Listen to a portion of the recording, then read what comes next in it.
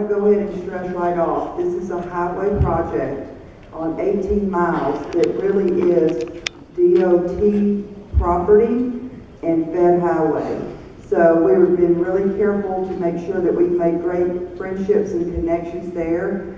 I'm going to tell you a little story about why in the world would we be making a highway the most sustainable and restorative highway in the country. It's about a man, my father, Ray Anderson. He was the founder and CEO of Interface that made modular carpet tiles. He started his business in 1973 and grew it from a very small company to $1 billion business globally. He was really a very bold risk taker that changed the world as far as looking at how can we make carpet tiles, which is what he did for a living, but maybe let's look at how we can make them as sustainable as possible. So Ray was really a very early pioneer for the sustainability and restorative world, and today it's mainstream. We don't think a thing about recycling, it's natural. But if you were to look at a carpet tile business, the majority of the materials were oil, which was the petroleum. It took a lot of water. It was a lot of energy to create these carpet tiles. So what Ray did was put a stance and said, not another drop of oil. In 1994, he vowed that his company would be completely restorative by 2020, and he's on that path now. His company continues to move forward. We lost Ray in 2011, and it was, sad, but one thing that was really interesting was he took the majority of his wealth and left it to a foundation. And it was for us to go do good work, but he wanted us to choose what we were going to do with that. So here's this great greenest industrials of the century that gave a really great gift for his two daughters to go do good works with. I actually worked with the governor of Georgia just to honor Ray and had his name put on a highway section in West Georgia, which is near his hometown. It's on I-85, which is a major interstate. After I did that, I was like, oh my gosh, what have I done? I put the greenest industrialist name on a dirty highway. And that's just unacceptable. So it was really a challenge because there was nothing about how do you make a sustainable or a restorative highway. So we really had to start from the ground up. Ray was a Georgia Tech graduate, so we did work with Georgia Tech, and this was the first time they'd ever studied the infrastructure of a highway or looking at transportation of the future. And it's been great to have that partnership with Georgia Tech, and we were also very fortunate to work with another company called Innovia Technology from Cambridge, England, that helped us really look around and see what technologies were available in the world. And how could we bring them to this little stretch of highway in Georgia? So today we do call this stretch of highway the Ray, and it is a proving ground and a living lab for transportation technology. And it is changing the world. But I do want to stress again, without our DOT as our main partner, we would not be where we are today. We've actually begun to install technologies that Allie is going to talk about. Allie is our executive director for the Ray, and we're really lucky to have her, and she's going to talk to you about what we've located in the world and what we've put in the ground and what's coming for the future. Good morning. Thank you all so much for having us down here. This has been a great conference. Y'all are a great group. We're really excited to have an opportunity to share the Ray. 500 of you at our conference. This is amazing. I have congratulated Brady several times. He's done a great job pulling this together. So thank you for allowing us to be a part. As Harriet said, the Georgia State Legislature and Georgia's Governor Deal designated 18 miles of Interstate 85 as a memorial corridor to Ray Anderson in 2014. And fairly soon after that designation was made, the Ray C. Anderson Foundation and Ray's company Interface funded a study at Georgia Tech, and that study lasted for almost a year and a half. So from 2014 until the beginning of 2016 or so, we were really sort of head down, focused on the research and building the intellectual capital, because what we didn't want to do was to pick the wrong idea, right? We didn't want to start a living lab for transportation technology that was publicly accessible in an operational interstate and then fill it up with a bunch of technologies that weren't ready for prime time, right? We wanted to curate technologies that perform outside of the lab, that are emerging and are ready for the world stage, to perform in an operational environment where they can be socialized with 11 million travelers who use the Ray every year for east-west travel. So we relied heavily on Georgia Tech and then also with Innovia Technology, almost during a 2-year period. And I brought both pieces of research with us in case y'all want to take a copy home or flip through it while you're here. But it's a lot of great research that they created for us because, frankly, there wasn't a handbook for how you make highways sustainable or even restorative in terms of energy production or in terms of human life safety, or even in terms of how you can reuse waste material into your transportation infrastructure in a way that benefits the DOTs and that benefits communities. Those are the types of wins that we were pursuing, really to try to pierce the veil of the transportation infrastructure with technology that is emerging or that has already emerged, but for some reason has not infiltrated transportation. And if we leverage that technology, can we achieve better outcomes for everyone? Better outcomes for the system and the users of the systems, better outcomes for DOTs at the state and federal level, and also local governments who are operating the systems, better outcomes for the communities that host these transportation systems, and then also breaking out new revenue for our DOTs. I should have noted what Senator Nelson said during his video, that we have a huge price tag for building and maintaining infrastructure that a growing country needs. And where do you find those revenues? Anyone who's been paying attention to the draft infrastructure plan that has leaked out of the Trump administration will note two things. Number one, it is not anticipated that it will include the new revenue to fund the activities in the infrastructure plan. But it also does something that we at the Ray think is incredible for DOTs. It encourages commercialization of some of their infrastructure. Infrastructure like visitor centers and rest areas that are on interstates and highways that have been held back from commercial transactions and public-private partnerships. And so that commercialization, which is being considered right now by the Federal Highway Administration, just received a nod by the Trump administration. And that could go a long way towards developing some new sources of revenue for DOTs, state DOTs that are starved. With the remaining minutes that we have, those are the buckets that I want to try to focus your attention on with the Ray. I could talk all day about what we call our nature tech, which is our bioswales on the side of the highway to help control stormwater and clean up the water pollution. I can tell you that we've planted wheatgrass that has been engineered to be perennial because we're trying to develop sustainable wheat farmed on the right-of-way for disposable consumer goods like baby diapers and toilet tissue. We're doing all of that stuff on the nature tech side. We're planting wildflowers.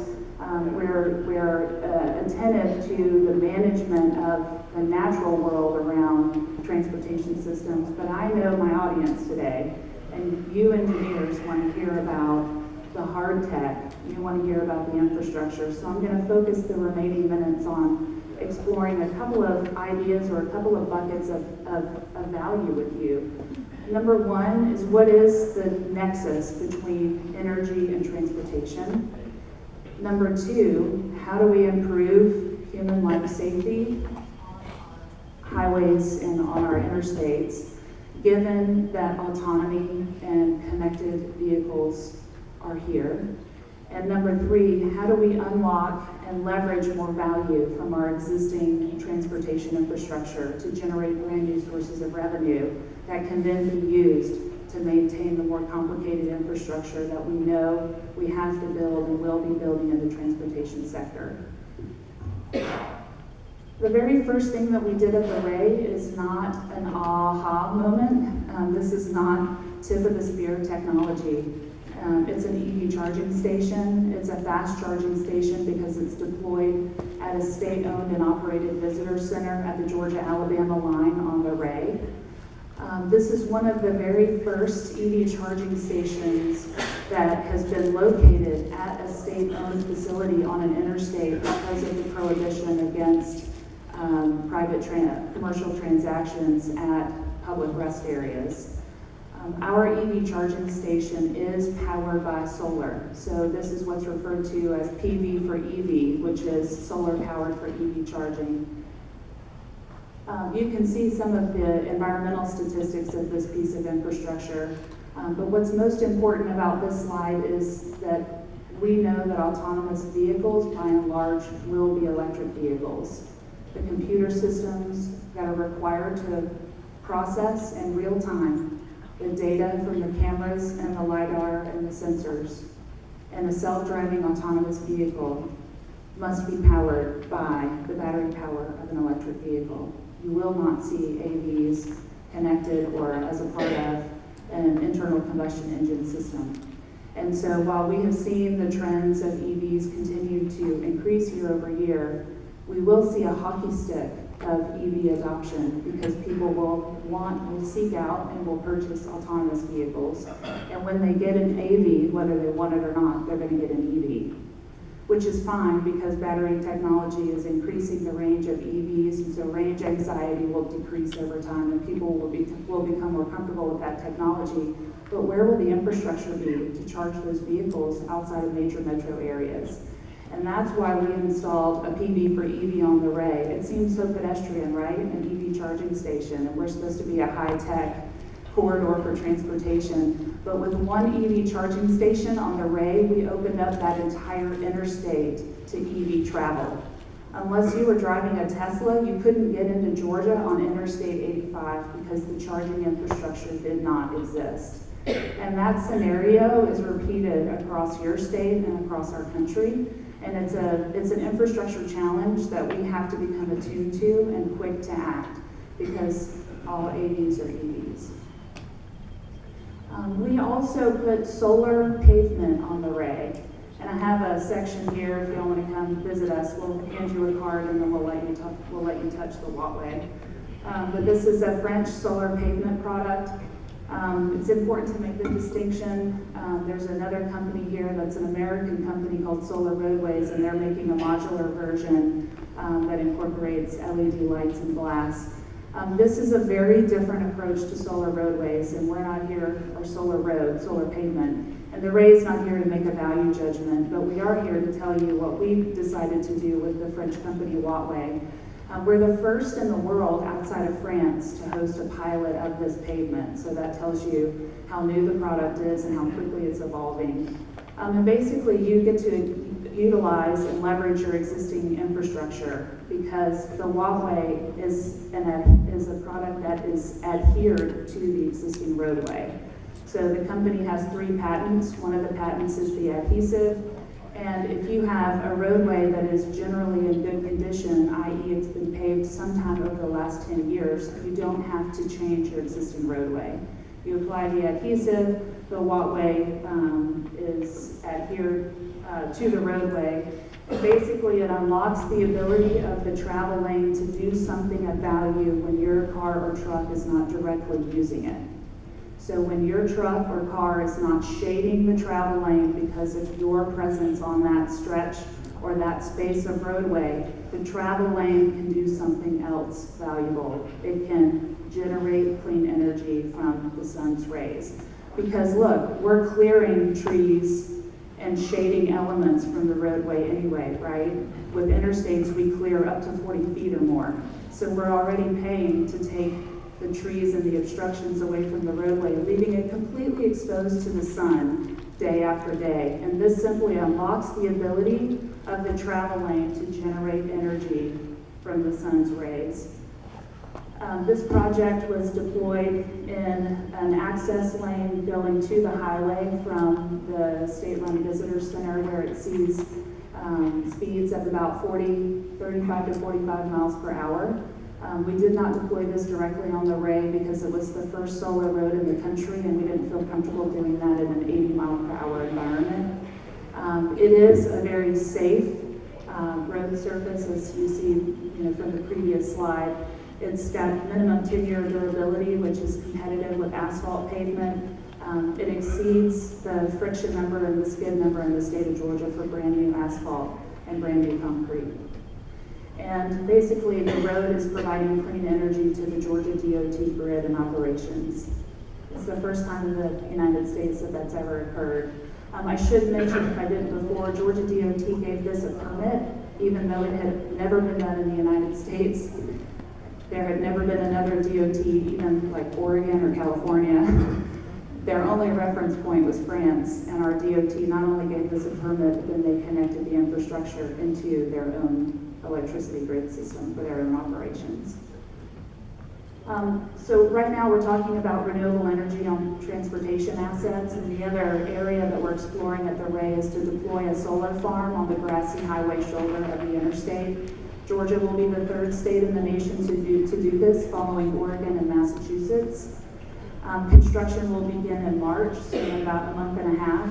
It'll be a megawatt of solar, 3,000 solar panels that track the sun, deployed on the grassy highway shoulder that DOT owns and maintains of the Ray. Our state's largest utility, Georgia Power, will build it, and all the power will go back to the grid. Georgia Power will also maintain that area, so they'll take the maintenance obligations off the books of Georgia DOT, and they will be maintaining that land as a part of their agreement to utilize the land for solar production. And instead of planting turf grass, we've achieved an agreement to pilot pollinator plants, native pollinator plants and grasses as a ground cover. And this slide is just an obvious explanation of why. Turf grass roots are about 4 inches long. Native pollinator roots can be 4, 5, 6 feet long. So from a DOT perspective, that means less chance of erosion and sedimentation. And that means more viability of ground cover in the harsh conditions of the interstate right-of-way, where we see a lot of, degraded stormwater coming off of the highway. We see high winds, we see a lot of sun exposure, we see harsh conditions. These plants will do a lot better in those conditions, and they'll provide habitat for pollinators that pollinate blueberries and other plants that end up other plants and trees and things that produce the food that ends up on our dinner table. And it also looks better for the driving public. The last thing that I want to talk about before we spend a little bit of time talking prospectively about the Ray, this is another innovation, this one that we stole from the UK, and it is a tire safety station that is a drive-through, so you never leave your car. It's kind of like McDonald's, except when you get to the end of the drive-through, you don't get fries. What you get is a complete readout of the health and maintenance situation of all your tires. The system completes its analysis on all your tires simultaneously, and the whole process takes about 7 seconds. The system also analyzes sidewall damage. And this tire safety system is vehicle agnostic, so it works with 18-wheelers in a fleet just as well as it works with a 4-door sedan. Why did we do this? Well, for a sustainable highway system, there are clearly some metrics that we were looking for, right? Underinflated tires are wasting, 2 billion gallons of fuel per year? And we're engaging in foreign wars for that fuel that we're then wasting because our tires aren't properly inflated. That's odd. Also, it increases tailpipe emissions, right? So if you care about carbon emissions from the transportation sector, who knew if you just properly maintained your tires, you can cut CO2 right there. So that's what Ray would call so right, so smart. But really what this is getting at is that we're losing Americans every year because of tire failure. And those accidents are dangerous because of the tire failure, and the ones that are fatal, we're losing those Americans for a situation that's totally predictable and totally preventable. And this system will predict when your tires are operating at a dangerous tread level or at a dangerous tire pressure. Ours used to be the only one that was publicly accessible in the entire world, but that recently changed when Germany adopted several of these in Stuttgart. And this is what ours looks like. Again, this is at the visitor center at the state line. And basically you drive through the unit at a low rate of speed, 10 miles per hour or less. Your tires interface with the in-ground TPMS sensors first. And then in the middle are two LED light modules. When the tires are moved over the TPMS pads, then these LED light modules fire, basically illuminating the entire undercarriage of your vehicle. And a camera stack here in the back captures hundreds of pictures of the sides and the surface of the tire. And within 7 seconds, you get precise measurements of tread, sidewall damage, and tire pressure. The results are displayed on the screen, and you can choose to get the information by text message or by paper ticket. You can see we've got not only Georgia DOT as a partner, but also Kia Motors, who is manufacturing a couple of Kia cars on the Ray.